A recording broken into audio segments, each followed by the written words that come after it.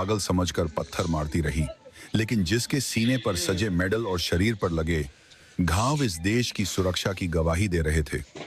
सोचिए, जिस तिरंगे को हम और आप साल में 2 बार लहराकर भूल जाते हैं, उस तिरंगे की रक्षा के लिए एक इंसान अपना मानसिक संतुलन खो बैठा। आज की घटना इंसानियत और देशभक्ति की एक ऐसी मिसाल है जिसे सुनकर आपका सीना गर्व से चौड़ा हो जाएगा। तो चलिए शुरू करते।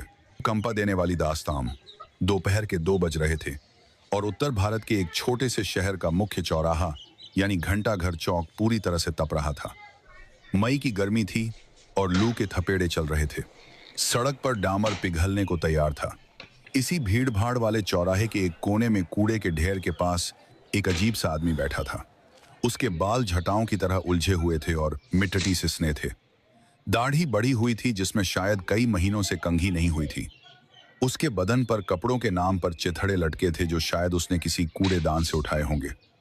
वह आदमी अपनी ही धुन में कुछ बड़बड़ा रहा था। आने जाने वाले लोग उसे हिकारत भरी नजरों से देखते। कोई उसे पागल कहता तो कोई गंदा भिखारी। चौराहे पर एक फलों की दुकान थी जिसका मालिक सोहन लाल बहुत ही गुस्सैल था। वह पागल आदमी सोहन लाल की दुकान के पास पड़े एक सड़े हुए केले को उठाने के लिए बड़ा। भूख इंसान को जानवर बना देती है, और वह तो फिर भी मानसी का रूप से बीमार था। जैसे ही उसने हाथ बढ़ाया, सोहन लाल चिल्लाया, अरे ओ पागल, चल हट यहाँ से, ग्राहक खराब कर रहा है मेरा, भाग यहाँ से वरना डंडे से मारूंगा। वह आदमी डरा नहीं। उसने एक अजीब सी मुस्कान के साथ सोहन लाल की तरफ देखा और एकदम सावधान की मुद्रा में खड़ा हो गया। उसने अपने माथे पर हाथ रखकर सोहन लाल को सैल्यूट किया और जोर से बोला, जय हिंद सर, दुश्मन सीमा पर है, हम पीछे नहीं हटेंगे।